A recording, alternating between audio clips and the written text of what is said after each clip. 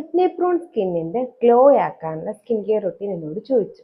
Acne prone സ്കിൻകാരുടെ അടുത്ത് ഞാൻ എപ്പോഴും പറയുന്ന കാര്യമാണ്, നമ്മുടെ സ്കിന്നിന്റെ ഇപ്പോഴത്തെ കണ്ടീഷൻ നോക്കുക. അതായത് കറന്റ് നിങ്ങൾക്ക് ഒരുപാട് ആക്റ്റീവ് ആക്നെ ഉണ്ടെങ്കിൽ അത് മാറ്റാനായിട്ട് എന്തെങ്കിലും ചെയ്യുന്നതാണ് നല്ലത്. Mild to moderate active acne ആണെങ്കിൽ നമുക്ക് വീക്കിലി വൺസ് ഒരു സാലിസിലിക് ആസിഡ് സിറവും അല്ലെങ്കിൽ ഡെയിലി ഒരു ബെൻസോയിൽ പെറോക്സൈഡ് 2.5ന്റെ ജെല്ലും പിന്നെ സാലിസിലിക് ആസിഡ് ഫേസ് വാഷും പിന്നെ നോൺ കൊമഡോജനിക് ആയിട്ടുള്ള മോയ്സ്ചറൈസറും സൺസ്ക്രീനും യൂസ് ചെയ്ത് നിങ്ങളുടെ mild to moderate acne completely മാറ്റുക.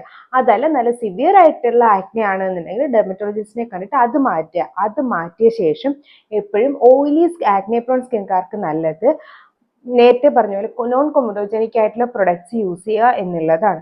അതിൻ്റെ കൂടെ വീക്കിലി വൺസ് ഗ്ലൈക്കോളിക് ആസിഡിന്റെ ടോണറും വേറൊരു ദിവസം സാലിസിലിക് ആസിഡിന്റെ സിറം കൂടെ യൂസ് ചെയ്ത് കഴിഞ്ഞാൽ നമുക്ക് അത്യാവശ്യം എക്സ്ഫോളിയേഷനും ഓയിൽ പ്രൊഡക്ഷൻ കൺട്രോളും ആക്നെ കൺട്രോളും കിട്ടുകയും ചെയ്യും. പ്രോപ്പർ ആയിട്ടുള്ള സ്കിൻ കെയർ കാരണം ഒരു ഗ്ലോയി സ്കിൻ കിട്ടുകയും ചെയ്യും. അപ്പോൾ എന്തെങ്കിലും ഡോക്ടറിനെ കമന്റ് ബോക്സിൽ ചോദിക്കുക. ഇതുപോലത്തെ skin care and hair care വീഡിയോക്ക് ഫോളോ ചെയ്യാനും മറക്കണ്ട. ടാറ്റാ.